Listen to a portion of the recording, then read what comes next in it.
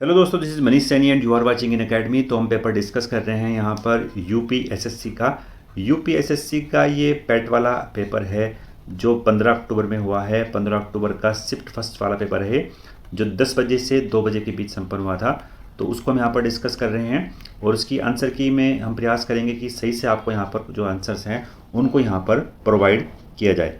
तो हमारा ये प्रयास है। अगर किसी प्रश्न में आपको कोई डाउट है तो आप उसको कमेंट बॉक्स में लिख सकते हैं, उसको हम यहाँ पर सेपरेट रूप से डिस्कस कर लेंगे। अगर आप इस चैनल पे नए हैं तो प्लीज़ सब्सक्राइब करें, अपने दोस्तों के साथ शेयर करें। आप शेयर करते हैं, सब्सक्राइब करते हैं तो हम भी यहाँ पर मोटिवेट होते हैं जानकारी आप तक पहुँचाने के लिए। तो अब चलते हैं प्रश्नों की तरफ और देखते हैं कौन कौन से प्रश्न यहाँ पर पूछे गए हैं। तो 1 से 5 तक के जो प्रश्न थे वो यहाँ पर जो थे वो पैसेज बेस्ड थे और ये पैसेज यहाँ पर हिंदी का पैसेज है और इसी पैसेज पर बेस ये प्रश्न है कि पहला जो हमारे पास प्रश्न है कि सत्य रूपी परमेश्वर की रतन चिंतामणि को प्राप्त करने के लिए हम क्या कर सकते हैं। तो सही उत्तर जो इसका होगा वो होगा यहाँ पर सत्य की आराधना करके। सही उत्तर हमारे पास यहाँ पर ए। चिरस्थायी शब्द का विलोम यहाँ पर क्या होगा, वो होगा यहाँ पर क्षणभंगुर बी। नेक्स्ट प्रश्न की बात करते हैं, सत्य की तलाश कैसे की जानी चाहिए। सत्य की जो तलाश है वो श्रद्धापूर्वक अंतर्विज्ञान सत्य के मार्ग पर आगे बढ़ते हुए सत्य का साक्षात्कार यहाँ पर हो सकता है। नेक्स्ट प्रश्न की बात करते हैं, जिज्ञासु को सत्य व अहिंसा के पथ पर चलते समय संकटों का सामना कैसे करना चाहिए। तो संकटों को सहते हुए निमित्त नाश किए बिना यहाँ पर आगे बढ़ना चाहिए। सही उत्तर इसका यहाँ पर ए। यहाँ पर जो ऑप्शंस है वो हर एक सेट में यहाँ पर अलग अलग होंगे। सेट तो इस बार नहीं बनाए गए हैं लेकिन आपकी जो ऑप्शंस है वो हर पेपर में यहाँ पर अलग अलग होंगे। तो आप अपने पेपर के हिसाब से जो ऑप्शंस है उसको यहाँ पर देख सकते हैं। जो हमारे पास यहाँ पर नेक्स्ट प्रश्न है कि सत्य और अहिंसा के मार्ग को 80 की धार पर चलने के समान क्यों बताया गया है। क्योंकि सत्य और अहिंसा का मार्ग जितना सीधा है उतना ही ये तंग है और इस मार्ग पर चलना अत्यंत कठिन है। सही उत्तर जो हमारे पास है वो यहाँ पर ए होगा। तो ये 5 प्रश्न थे जो यहाँ पर पैसेज बेस्ड थे। अब हम बात करते हैं यहाँ पर जो हमारे पास प्रश्न है वो टेबल बेस्ड प्रश्न है। अगर किसी प्रश्न में आपको कोई डाउट है तो आप कमेंट बॉक्स में बता सकते हैं। अगर आप इस चैनल पर नए हैं तो प्लीज़ सब्सक्राइब करें, अपने दोस्तों के साथ शेयर करें। आप शेयर करते हैं, सब्सक्राइब करते हैं तो हम भी यहाँ पर मोटिवेट होते हैं जानकारी आप तक पहुँचाने के लिए। पहला जो हमारे पास यहाँ पर प्रश्न है कि 2011 में इन सभी मदों पर कुल व्यय और 2015 में कुल व्यय का लगभग कितना प्रतिशत यहाँ पर होगा। तो जो इसका सही उत्तर होगा वो होगा यहाँ पर 68.33। सही उत्तर हमारे पास यहाँ पर सी। नेक्स्ट प्रश्न की बात करते हैं। नेक्स्ट जो हमारे पास यहाँ पर प्रश्न है कि इस पूरी अवधि के दौरान कंपनी को प्रतिवर्ष ब्याज की औसत राशि कितनी चुकानी यहाँ पर पड़ी थी। तो सही उत्तर जो इसका होगा वो होगा यहाँ पर ए 26.66 लाख इसका सही उत्तर है। सही उत्तर हमारे पास यहाँ पर ए। नेक्स्ट प्रश्न की बात करते हैं। नेक्स्ट जो हमारे पास प्रश्न है यहाँ पर 8वां प्रश्न कि दी गई अवधि के दौरान कंपनी द्वारा भुगतान की गई बोनस की कुल राशि इस अवधि के दौरान भुगतान की गई वेतन की कुल राशि का लगभग कितने प्रतिशत होगा।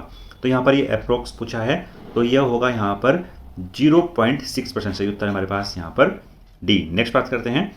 नेक्स्ट जो हमारे पास यहाँ पर प्रश्न है कि वर्ष 2013 के दौरान इन मदों पर कंपनी का कुल व्यय लगभग कितना यहाँ पर व्यय होगा। तो ये सही उत्तर इसका होगा यहाँ पर डी 738.44 लाख। तो सही उत्तर हमारे पास यहाँ पर डी। नेक्स्ट प्रश्न की बात करते हैं। सभी वर्षों के लिए करों पर कुल व्यय और सभी वर्षों के लिए ईंधन और परिवहन पर कुल व्यय के बीच कितना अनुपात है। तो इनके बीच जो अनुपात होगा वो होगा यहाँ पर 109:151 का यहाँ पर रेशो रखा गया है। तो ये वाला जो यहाँ पर प्रश्न था टेबल वाला, ये थोड़ा यहाँ पर हार्ड दिखाई पड़ता है। तो इसको यहाँ पर हम सोल्व करते हैं इनके प्रश्नों को। दिए गए 10 दिनों के दौरान कार मिनी द्वारा उसकी औसत गति से 875 किलोमीटर की यात्रा करने के लिए समय का दिए गए 10 दिनों के दौरान कार शिफ्ट द्वारा औसत राशि 990 किलोमीटर की है। तो यहाँ पर समय का अनुपात पूछा गया है। तो जो उसका सही उत्तर यहाँ पर होगा, तो इस प्रश्न का जो यहाँ पर सही उत्तर होगा वो होगा यहाँ पर डी 56.99 इसका सही उत्तर है। नेक्स्ट बात करते हैं यहाँ पर 10 दिनों के दौरान आल्टो और टियागो की औसत गति का अनुपात क्या होगा। तो वो होगा यहाँ पर 25:36 सही उत्तर है हमारे पास यहाँ पर बी। नेक्स्ट बात करते हैं आल्टो और क्विड के लिए प्रश्न था ये और इसका जो यहाँ पर सही उत्तर होगा वो होगा यहाँ पर 0 घंटा। तो इनमें यहाँ पर कोई भी अंतर नहीं है। तो सही उत्तर जो होगा इसका यहाँ पर वो होगा यहाँ पर 0 आवर। सही उत्तर हमारे पास यहाँ पर डी। नेक्स्ट बात करते हैं। नेक्स्ट जो हमारे पास यहाँ पर प्रश्न है कि नेक्स्ट हमारे पास यहाँ पर प्रश्न था कि सभी कारों द्वारा 10 दिन की तय की दूरी हैं का ए और बी क्रमशः 150 घंटा और 300 घंटे में तय करती है। कार ए और बी की जो औसत गति के बीच यहाँ पर कितना अंतर होगा। तो सही उत्तर जो इसका होगा वो होगा यहाँ पर 61 किलोमीटर प्रति घंटा, यहाँ पर ये इनके बीच अंतर होगा। नेक्स्ट प्रश्न की बात करते हैं। नेक्स्ट जो हमारे पास प्रश्न है यहाँ पर, टियागो और मिनी द्वारा तय की गई कुल दूरी का अनुपात कितना है। तो कुल दूरी का जो अनुपात है यहाँ पर वो होगा यहाँ पर 18:25। सही उत्तर है हमारे पास यहाँ पर ए। नेक्स्ट बात करते हैं। नेक्स्ट जो हमारे पास यहाँ पर प्रश्न है, और नेक्स्ट जो प्रश्न था ये थोड़ा कन्फ्यूजिंग प्रश्न था, और कन्फ्यूजिंग इसलिए था क्योंकि ये ब्लैक एंड वाइट पेपर था, और इस पेपर में जो लाइनें थी वो थोड़ी यहाँ पर डिस्टर्ब कर रही थी कि दोनों का कलर यहाँ पर सेम हो रहा था। तो इसको लेकर काफ़ी बच्चों ने जो है प्रश्न भी उठाए थे। तो इसका जो सही उत्तर होगा 2003 में कंपनी में कार्यरत कर्मचारियों की जो संख्या थी वो यहाँ पर 5000 ही होगी। सही उत्तर हमारे पास होगा वो होगा यहाँ पर सी। नेक्स्ट बात करते हैं। नेक्स्ट जो हमारे पास प्रश्न है, 2003 में कंपनी में काम करने वाले कर्मचारियों की संख्या 2006 में कंपनी में काम करने वाले कर्मचारियों की लगभग कितने प्रतिशत होगी। तो वो होगी यहाँ पर 96.15% यहाँ पर होगी। बात करते हैं नेक्स्ट प्रश्न के बारे में। तो यहाँ पर जो रेशो होगा इनका, तो ये जो रेशो है वो 9/13 का यहाँ पर रेशो। सही उत्तर हमारे पास यहाँ पर बी। फिर हम बात करते हैं यहाँ पर कि किस वर्ष में पिछले वर्ष की तुलना में कंपनी छोड़ने वाले कर्मचारियों की संख्या में कितने प्रतिशत वृद्धि या कितने प्रतिशत यहाँ पर कमी हुई थी। तो सही उत्तर जो इसका होगा वो होगा यहाँ पर ए 2002 में यहाँ पर कमी हुई थी। तो नेक्स्ट बात करते हैं हम अपने प्रश्न के बारे में। 2002-2003 तक कर्मचारियों की संख्या में लगभग कितने प्रतिशत की वृद्धि यहाँ पर कमी की गई। तो यह पूछा है लगभग। सही उत्तर जो इसका होगा वो होगा यहाँ पर 1%। तो इसका जो सही उत्तर आ रहा था वो 1 पॉइंट समथिंग कुछ आ रहा था, लेकिन 1 पॉइंट अप्रोक्स पूछा है। तो सही उत्तर है हमारे पास यहाँ पर सी, लगभग 1% यहाँ पर सही उत्तर है। ये जो प्रश्न था टेबल वाला वो काफ़ी इजी प्रश्न था। केवल एक ही प्रश्न यहाँ पर जो है वो डिफ़िकल्ट आया है, जो टेबल वाला था वो कार वाला। बाकी तो सब आसान ही थे। जीएस तो काफ़ी आसान थे, उसको हम डिस्कस करेंगे आगे। और जो हमारी पॉलिटी वाली वीडियो है उससे एक भी प्रश्न यहाँ पर बाहर नहीं आया है। नेक्स्ट हमारे पास प्रश्न है कि 2011 की तुलना में 2018 में खिलौनों के उत्पादन में लगभग कितनी प्रतिशत की वृद्धि हुई है। तो वो हुई यहाँ पर 137.5% की यहाँ पर वृद्धि हुई है। नेक्स्ट बात करते हैं, पिछले वर्ष की तुलना में किस वर्ष उत्पादन में सबसे अधिक वृद्धि यहाँ पर हुई है। तो वो हुई थी यहाँ पर 2017 में। सही उत्तर हमारे पास यहाँ पर बी। नेक्स्ट बात करते हैं, दिए गए कितने वर्षों में खिलौनों का उत्पादन दिए गए वर्षों के औसत उत्पादन से अधिक होगा। तो वो होगा यहाँ पर 4। सही उत्तर हमारे पास यहाँ पर बी। नेक्स्ट बात करते हैं, 2013 से 2014 तक खिलौनों के उत्पादन में लगभग कितने प्रतिशत गिरावट यहाँ पर हुई है। तो वो हुई है यहाँ पर 20% गिरावट यहाँ पर देखी गई है। नेक्स्ट बात करते हैं हम, 2015 और 2016 का औसत उत्पादन निम्नलिखित में से किस वर्ग के युग्म के उत्पादन के बराबर होगा, औसत उत्पादन के बराबर होगा। तो सही उत्तर हमारे पास यहाँ पर 2012 और 2017 के बीच। नेक्स्ट बात करते हैं हम। नेक्स्ट हमारे पास जो प्रश्न है वो यहाँ पर संबंधित है हमारे जीएस वाला जो पोर्शन है वो यहाँ से स्टार्ट होता है। और पहला जो हमारे पास प्रश्न है कि यहाँ पर देवना प्रिय की उपाधि यहाँ पर किसने धारण की थी। तो वो की थी यहाँ पर सम्राट अशोक ने। सही उत्तर हमारे पास यहाँ पर सी। तो यहाँ पर देखते हैं कि जीएस काफ़ी आसान पूछी गई है। संगमरमर पर पीटोडेरा और या रंगीन पत्थर की जो जुड़ाई का काम किसके समय में यहाँ पर लोकप्रिय हुआ था। तो वो हुआ था यहाँ पर शाहजहाँ के समय में। सही उत्तर है हमारे पास यहाँ पर सी। फिर हम बात करते हैं, तांबे का सबसे पहली बार उपयोग क्यों किया गया था, किस युग में किया गया। तो ये किया गया था यहाँ पर ताम्रपाषाण युग में ही, और इसी की वजह से ही इसका नाम जो है ताम्रपाषाण युग पड़ा था, क्योंकि सबसे पहले तांबे का प्रयोग यहाँ पर किया गया था। वहीं अगर हम बात करते हैं, सिंधु घाटी सभ्यता को किस अन्य नाम से पुकारा जाता है।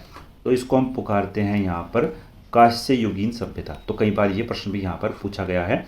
सिंधु घाटी सभ्यता को कांस्य युगीन सभ्यता के नाम से हम जानते हैं। फिर हम बात करते हैं नेक्स्ट प्रश्न के बारे में। नेक्स्ट हमारे पास प्रश्न है कि निम्नलिखित में से किस स्थान पर प्रथम बौद्ध संगति का आयोजन किया गया था। तो जो प्रथम बौद्ध संगति है वो की गई थी यहाँ पर राजगृह में। और ये जो संगति थी, बौद्ध संगति, इसको पहली जो हुई थी वो राजगृह में हुई थी। दूसरी जो हुई थी वो हुई थी यहाँ पर वैशाली में संपन्न हुई थी। और तीसरी जो हुई थी यहाँ पर वो हुई थी यहाँ पर पाटलिपुत्र में। और चौथी जो हुई थी वो हुई थी यहाँ पर कश्मीर के कुंडलम में। तो ये 4 बौद्ध संगतियाँ हुई हैं जो एग्ज़ाम के पॉइंट ऑफ व्यू से काफ़ी महत्वपूर्ण है, और चारों को हमने यहाँ पर डिस्कस किया है। तो अब चलते हैं नेक्स्ट प्रश्न की तरफ। नेक्स्ट जो हमारे पास यहाँ पर प्रश्न है कि दांडी नमक यात्रा के दौरान निम्नलिखित में से किस सामाजिक कार्यकर्ता ने गांधी जी को आंदोलन को केवल पुरुषों तक सीमित न रखने के लिए यहाँ पर राजी किया था? तो सही उत्तर जो उसका होगा वो होगा यहाँ पर कमला देवी चट्टोपाध्याय। सही उत्तर है हमारे पास यहाँ पर सी। नेक्स्ट बात करते हैं। नेक्स्ट हमारे पास जो प्रश्न है कि जब ईस्ट इंडिया कंपनी की स्थापना हुई थी तब भारत पर निम्नलिखित में से किसका शासन यहाँ पर हुआ था? अब बात करते हैं ईस्ट इंडिया कंपनी की जो स्थापना की गई थी वो की गई थी यहाँ पर 1600 ईस्वी में। तो 1600 ईस्वी में यहाँ पर स्थापना की गई थी और उस समय जो भारत का शासन था वो यहाँ पर मुगल सम्राट का शासन था और उस समय जो सम्राट थे यहाँ पर वो अकबर थे। उस समय जो मुगल बादशाह थे वो यहाँ पर अकबर थे। तो अकबर के समय में यहाँ पर ईस्ट इंडिया कंपनी की स्थापना की गई थी। नेक्स्ट प्रश्न की बात करते हैं। भूदान या ग्रामदान जो आंदोलन था वो किसके द्वारा प्रारंभ किया गया था? वो किया गया था यहाँ पर आचार्य विनोबा भावे जी ने। कई बार ये प्रश्न पूछा भी गया है, काफ़ी महत्वपूर्ण प्रश्न था और इन्हीं की वजह से ही इनको यहाँ पर रेमन मैग्सेसे पुरस्कार भी दिया गया था। नेक्स्ट बात करते हैं। प्रसिद्ध युद्ध का नारा दिल्ली चलो किसने दिया था? तो वो दिया था यहाँ पर सुभाष चंद्र बोस जी ने और ये उन्होंने अपनी लड़ाई के दौरान जब ये लड़ाई लड़ रहे थे रंगून वर्मा में तो वहाँ पर इन्होंने नारा दिया था। राष्ट्रवाद की पहली स्पष्ट अभिव्यक्ति निम्नलिखित में से किस क्रांति में देखने को मिलती है? तो ये यहाँ पर देखने को मिलती है फ्रांसीसी क्रांति में। सही उत्तर है हमारे पास यहाँ पर बी। नेक्स्ट बात करते हैं। नेक्स्ट हमारे पास जो प्रश्न है कि सरकार के निम्नलिखित में से किस अधिनियम के कारण बंबई से सिद्ध प्रांत का निर्माण किया गया था? तो ये किया गया था 1935 में जो अधिनियम था। और 1935 इसलिए महत्वपूर्ण भी है क्योंकि इस समय जो है वर्मा, जिसको हम आज म्यांमार कहते हैं, वर्मा को 1935 में अलग किया गया था भारत से। तो ये भी महत्वपूर्ण है, कई बार ये पूछा भी गया है। यहाँ पर जो महत्वपूर्ण था वो बंबई से सिद्ध प्रांत को अलग किया गया था 1935 में ही और 1935 में ही भारत से अलग कर कर म्यांमार को एक अलग भाग के तौर पर ब्रिटिश हुकूमत के भाग के तौर पर देखा गया था। तो भी महत्वपूर्ण है, दोनों ही यहाँ पर महत्वपूर्ण थे। अब हम बात करते हैं नेक्स्ट प्रश्न के बारे में। नेक्स्ट जो हमारे पास यहाँ पर प्रश्न है 36 हमारे पास प्रश्न है कि भारतीय मानक समय ग्रीनविच माध्यम समय के से कितना आगे है? तो ये है लगभग 5.5 घंटे यहाँ पर आगे है। तो उत्तर हमारे पास यहाँ पर डी। नेक्स्ट प्रश्न की बात करते हैं। निम्नलिखित में से कौन जनसंख्या वितरण का प्रभावित करने वाला यहाँ पर आर्थिक कारक है? यहाँ पर हम बात करते हैं तो इकोनॉमिक फैक्टर के बारे में बात की गई है। अगर हम बात करते हैं शहरीकरण, नगरीकरण, ये सब यहाँ पर इकोनॉमिक फैक्टर हैं। तो यहाँ पर जो डिस्कस किया गया है वो नहीं के बारे में पूछा गया है। कौन सा ऐसा कारक है जो यहाँ पर जनसंख्या को प्रभावित नहीं करता है? तो यहाँ पर जो पानी की उपलब्धता है, वाटर अवेलेबिलिटी है, तो वो एक तौर पर हम देखते हैं प्राकृतिक कारक है, ना कि वो इकोनॉमिक फैक्टर है। ये एक बात करते हैं नेचुरल फैक्टर हो सकता है, ना कि इकोनॉमिक फैक्टर। तो सही उत्तर जो उसका होगा वो होगा यहाँ पर बी, पानी की उपलब्धता। इस प्रश्न को लेकर डाउट हो सकता है लेकिन ऐसा हम मान के चल रहे हैं कि अवेलेबिलिटी ऑफ वाटर यहाँ पर सही उत्तर इसका होगा क्योंकि यहाँ पर पूछा गया है इकोनॉमिक फैक्टर के बारे में। और बाकी जितने भी हैं, चाहे वो मिनरल्स हैं, इंडस्ट्रियलाइजेशन हैं और अर्बनाइजेशन है, ये सब यहाँ पर इसके इकोनॉमिक फैक्टर हैं। और जो यहाँ पर हमारे पास है वाटर अवेलेबिलिटी, तो ये इसका यहाँ पर एक नेचुरल फैक्टर हो सकता है, ना कि ये यहाँ पर इसका इकोनॉमिक फैक्टर है। नेक्स्ट बात करते हैं। विश्व की सबसे ऊंची चोटी माउंट एवरेस्ट किस किस के बीच यहाँ पर है? तो ये यहाँ पर संबंधित है नेपाल और तिब्बत के बीच। नेपाल में जो माउंट एवरेस्ट है उसको यहाँ पर सागर माथा भी कहा जाता है। नेपाल में सागर माथा कहा जाता है और तिब्बत, इन दोनों रीजनों में इसका यहाँ पर स्थान देखने को मिलता है। फिर हम बात करते हैं अक्टूबर की गर्मी का मुख्य कारण क्या है? अगर हम देखते हैं अक्टूबर की जो गर्मी है वो मानसून के लौटने के दौरान यहाँ पर दिखाई पड़ती है। तो अगर हम बात करते हैं ऑप्शंस को यहाँ पर निकालते हैं तो भारत में गंगा के मैदानी इलाकों में अल्पतंत्र यहाँ पर नहीं होता है। यहाँ पर जो इस समय सिचुएशन बन रही है हम देखते हैं कि वो यहाँ पर अल्प नहीं है। अक्टूबर के महीने में वो यहाँ पर अधिक दाब बनता है। अल्प दाब जो बनता है वो आपका बनता है मार्च, अप्रैल, मई के दौरान यहाँ पर बनना स्टार्ट होता है। और गर्म और शुष्क हवाएं तो इस समय यहाँ पर नहीं है। फिर हम बात करते हैं उच्च आर्द्रता से जुड़ा उच्च तापमान और निम्न वेग हवाएं। तो ये दो फैक्टर यहाँ पर हो सकते हैं। मोस्ट प्रोबेबली ये है कि इसका जो सही उत्तर होगा वो होगा यहाँ पर सी, उच्च आर्द्रता से जुड़ा उच्च तापमान। तो यही इसका सही उत्तर यहाँ पर हो सकता है। बाकी देखते हैं आयोग यहाँ पर क्या इसका सही उत्तर यहाँ पर देता है। फिर हम बात करते हैं नेक्स्ट प्रश्न के बारे में कि किसी भी विकासशील अर्थव्यवस्था के प्रारंभिक चरणों में अधिकांश गतिविधियाँ किस तरीके की होती हैं? तो वो यहाँ पर होती हैं प्राथमिक गतिविधियाँ। और प्राथमिक जो गतिविधियाँ हैं वो किसी भी एग्रीकल्चर क्षेत्र से यहाँ पर जुड़ी हुई हो सकती हैं। तो सही उत्तर जो उसका होगा वो होगा यहाँ पर सी, प्राइमरी सेक्टर। फिर हम बात करते हैं निम्नलिखित में से कौन सा हरित क्रांति की रणनीति का हिस्सा था? तो ये जो उसका सही उत्तर होगा वो होगा यहाँ पर ऑल ऑफ दी। सही उत्तर है हमारे पास यहाँ पर भी, यह सभी सही हैं। रासायनिक उर्वरक और कीटनाशक का यूज़ भी किया गया था। और यहाँ पर हम बात करते हैं हाई यील्ड वेराइटी जो सीड्स हैं उनको भी प्रोवाइड किया गया था। इरिगेशन की फैसिलिटी भी प्रोवाइड की गई थी। तो सही उत्तर जो उसका होगा वो होगा यहाँ पर बी। फिर हम बात करते हैं बिहार का जो शोक है वो कोसी नदी को यहाँ पर माना गया है।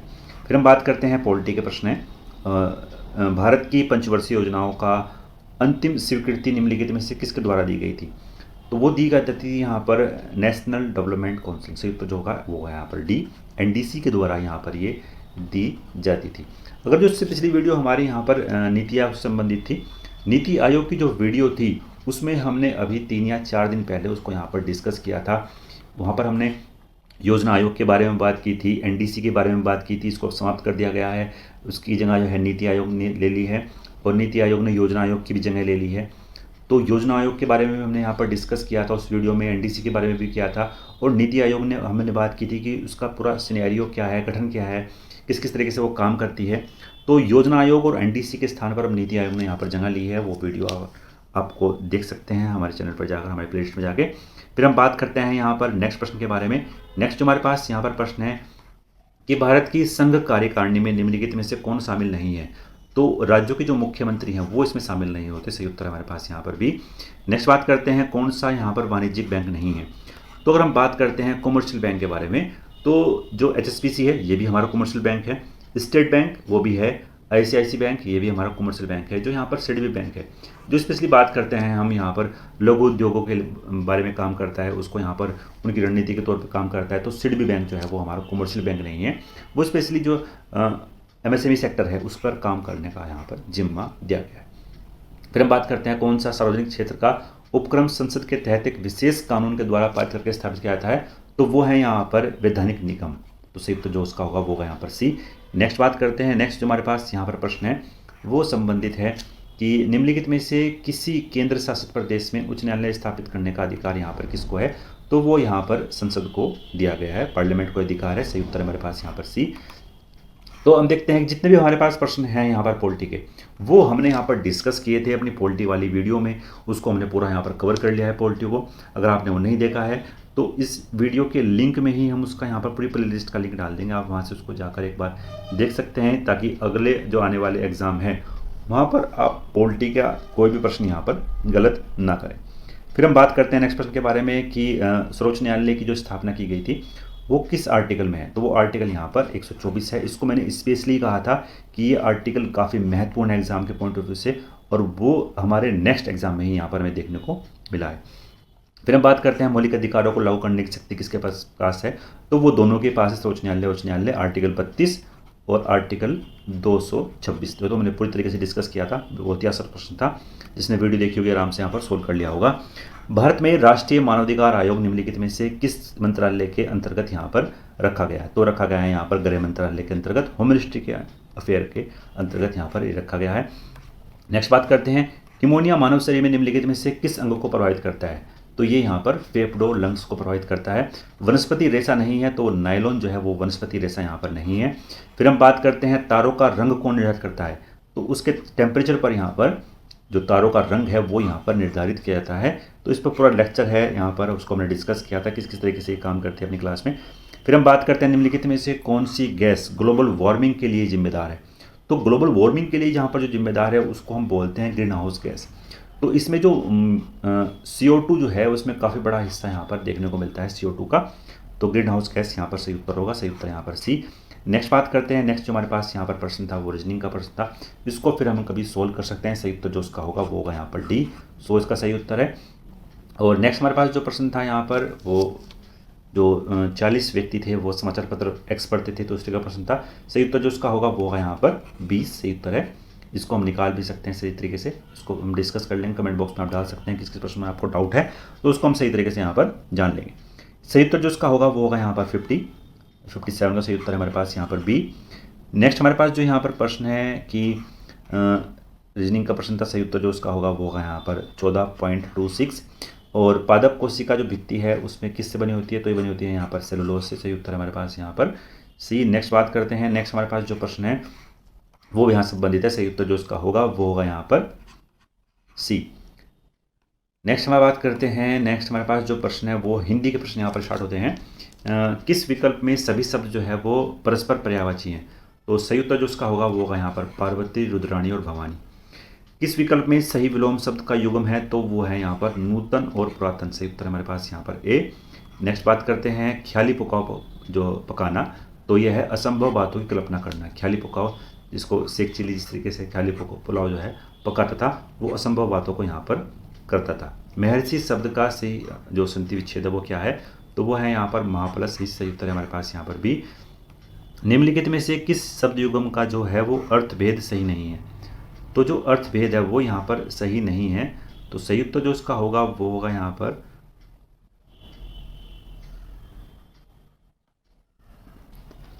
सही उत्तर जो उसका होगा वो होगा यहाँ पर बी, अविलंब, अविलंब, अधर और विलोकित। सही उत्तर है यहाँ पर बी। नेक्स्ट बात करते हैं। नेक्स्ट हमारे पास जो प्रश्न है वो यहाँ पर 66 प्रश्न है। पैसेज वाला प्रश्न था, ये इंग्लिश का पैसेज है, काफ़ी आसान था ये भी। Cornelius brothers on outdoor types, तो सही उत्तर जो उसका होगा वो होगा यहाँ पर ए। जो कॉर्नेलियस था वो आउटडोर टाइप नहीं था, वो कभी भी आउटडोर टाइप नहीं गया था, तो उसको आप एक बार पढ़कर यहाँ पर जान सकते हैं। फिर हम बात करते हैं जो बिडिंग लगाई गई थी वो यहाँ पर हम बात करते हैं स्क्वाड की, वो कलेक्ट करने की जो बिडिंग थी वो यहाँ पर बिडिंग। सही उत्तर हमारे पास यहाँ पर बी। फिर हम बात करते हैं यहाँ पर जो the practice of writing editing for compiling dictionary, तो सही उत्तर जो उसका होगा वो यहाँ पर लेक्सोग्राफी। सही उत्तर है हमारे पास यहाँ पर ए। लेक्सिकन के नाम से कई बार आप देखते हैं डिक्शनरी भी देखने को मिलती है लेक्सिकन के नाम से, तो लेक्सोग्राफी जो शब्द है वो यहाँ से इजाद हुआ है। फिर हम बात करते हैं यहाँ पर प्रश्न था, इसका सही उत्तर जो होगा वो होगा यहाँ पर उसकी खुद की पत्नी। सही उत्तर है हमारे पास यहाँ पर ए। नेक्स्ट हमारे पास जो प्रश्न है कि असंगत को यहाँ पर अलग कीजिए, तो सही उत्तर जो इसका होगा वो होगा यहाँ पर ए, 100 सही उत्तर है। 1 जनवरी 2006 को रविवार था और 1 जनवरी 2010 को सप्ताह कौन सा दिन होगा? तो वो होगा यहाँ पर शुक्रवार। नेक्स्ट बात करते हैं हम यहाँ पर जो सिनोनिम्स थे, पार्शियली का जो सिनोनिम्स है वो यहाँ पर इनकम्प्लीट है। तो हम देखते हैं कि आपने कई बार लोगों को कहते सुना होगा कि ये जो हमने काम है वो पार्शियली ही किया था, तो मतलब इनकम्प्लीट तौर पर हमने ये काम किया था। नेक्स्ट जो हमारे पास यहाँ पर एंटोनिम्स है वो डिसअपॉइंटेड का है, तो डिसअपॉइंट माने निराशा और सेटिस्फाई माने संतुष्ट। सही उत्तर जो उसका होगा वो होगा यहाँ पर ए, तो इसका होगा यहाँ पर सी और इसका होगा यहाँ पर ए। नेक्स्ट बात करते हैं अपने प्रश्न के बारे में। नेक्स्ट हमारे पास जो प्रश्न है वो यहाँ पर सिनोनिम्स का प्रश्न था। और सभी किताबें पेपर हैं, कुछ पेपर जर्नल्स हैं, कुछ जर्नल कैलेंडर हैं, तो सही उत्तर जो उसका होगा वो होगा यहाँ पर बी, इनमें से कोई नहीं। सही उत्तर यहाँ पर बी। नेक्स्ट बात करते हैं अपने प्रश्न के बारे में कि यदि नॉर्मल को हम ये लिखते हैं तो गैदर को क्या लिखेंगे? तो सही उत्तर जो उसका होगा वो होगा यहाँ पर ए, TBGRFH। सही उत्तर इसका यहाँ पर ए। नेक्स्ट बात करते हैं अपने प्रश्न के बारे में। नेक्स्ट जो सही उत्तर है हमारे पास, निम्नलिखित में से किस देश ने अगस्त 2022 में ताइवान के आसपास अब तक का सबसे बड़ा सैन्य अभ्यास यहाँ पर किया था? तो ये अभी काफ़ी न्यूज़ में भी था और चीन की इस तरफ आलोचना भी काफ़ी की गई थी, तो सही उत्तर जो उसका होगा वो होगा यहाँ पर भी। नेक्स्ट बात करते हैं अगस्त 2022 में भारत की पहली अंडर वाटर मेट्रो का उद्घाटन कहाँ पर किया गया? तो ये किया गया है यहाँ पर कोलकाता में। सही उत्तर है हमारे पास यहाँ पर सी। नेक्स्ट बात करते हैं निम्नलिखित में से किस देश के वैज्ञानिकों ने पहला कृत्रिम भ्रूण तैयार किया था? तो वो किया गया था यहाँ पर इजराइल में। सही उत्तर है हमारे पास यहाँ पर ए। तो नेक्स्ट प्रश्न है हमारे पास, प्रधानमंत्री नरेंद्र मोदी जी ने निम्नलिखित में से किस राज्य में IBX लॉन्च किया है, इंडिया इंटरनेशनल बुलिंग एक्सचेंज? तो वो किया था यहाँ पर गुजरात में, जामनगर में। फिर नेक्स्ट बात करते हैं अपने प्रश्न के बारे में कि आज़ादी का अमृत महोत्सव के तहत बढ़े चलो जो अभियान था वो किस केंद्रीय मंत्रालय के द्वारा चलाया गया था? तो ये चलाया गया था यहाँ पर संस्कृति मंत्रालय के द्वारा। नेक्स्ट बात करते हैं अपने प्रश्न के बारे में कि भारतीय सेना ने जुलाई 2022 में एक उपग्रह लॉन्च किया था और भारतीय उपग्रह संचार अभ्यास का आयोजन किया था, वो किसका क्या नाम था? तो उसका नाम था यहाँ पर स्काईलाइट। सही उत्तर है हमारे पास यहाँ पर सी। किसी प्रश्न में कोई डाउट है तो आप उसको कमेंट बॉक्स में बता सकते हैं, उसको हम डिस्कस कर लेंगे। भारत के निम्न शहरों के बीच आकाशा एयर की पहली उड़ान का उद्घाटन कहाँ पर किया गया? तो किया गया था यहाँ पर बम्बई से अहमदाबाद के बीच। नेक्स्ट बात करते हैं अपने प्रश्न के बारे में। नेक्स्ट जो हमारे पास यहाँ पर प्रश्न है कि निम्नलिखित में से कौन सा राज्य भारत में पहला हर घर जल प्रमाणित राज्य यहाँ पर बन चुका है? तो वो बन चुका है यहाँ पर गोवा। गोवा यहाँ पर रेबीज मुक्त राज्य भी बनाया गया है, तो ये भी महत्वपूर्ण है, जो भी करंट अफेयर में रहा था। निम्नलिखित में से कौन सा भारत का पड़ोसी देश नहीं है? तो भारत का जो पड़ोसी देश है वो यहाँ पर यूएई नहीं है, बाकी तीनों ही भारत के पड़ोसी देश हैं। यूएई जो है वो मध्य एशिया में हमें देखने को मिलता है और भारत जो है वो दक्षिण एशिया में है। तो ये अंतर था। आईआईटी ने, कौन सी आईआईटी ने भारतीय भाषा प्रौद्योगिकी को बढ़ाने के लिए A14 भारत जो नीलकणी केंद्र का आयोजन किया है? तो वो क्या है यहाँ पर? आईआईटी मद्रास ने। सही उत्तर है हमारे पास यहाँ पर बी। बात करते हैं किस केंद्रीय मंत्री की अध्यक्षता में चंडीगढ़ में नशीली दवाओं की तस्करी और राष्ट्रीय सुरक्षा पर एक राष्ट्रीय सम्मेलन यहाँ पर आयोजित किया गया था? तो वो किया गया था यहाँ पर अमित शाह के द्वारा। सही उत्तर है हमारे पास यहाँ पर ए। बात करते हैं नेक्स्ट प्रश्न के बारे में कि लोकसभा में पद धारण करने की न्यूनतम आयु कितनी है? तो लोकसभा में ये 25 है और 30 जो है वो राज्यसभा में है और राष्ट्रपति के लिए उनकी जो संख्या है वो यहाँ पर 35 है। तो काफ़ी महत्वपूर्ण था। सही उत्तर इसका होगा वहाँ पर डी होगा। नेक्स्ट बात करते हैं अंतर्राष्ट्रीय जैव विविधता दिवस किस तारीख को बनाया गया था? तो ये बनाया गया था यहाँ पर 22 मई को। नेक्स्ट हमारे पास जो यहाँ पर प्रश्न है कि निम्नलिखित में से कौन सा विश्व का सबसे बड़ा नदी द्वीप है? तो वो यहाँ पर माजुली द्वीप। सही उत्तर हमारे पास यहाँ पर भी। निम्नलिखित में से हंगरी की राष्ट्रीय मुद्रा क्या है? तो जो हंगरी की जो राष्ट्रीय मुद्रा है वो यहाँ पर है हंगेरियन फॉरेस्ट। Hungarian forest. सही उत्तर इसका यहाँ पर ए। स्वतंत्रता के बाद राज्य की भाषा के आधार पर बने भारत का पहला राज्य? तो वो है यहाँ पर आंध्र प्रदेश। सही उत्तर इसका यहाँ पर ए।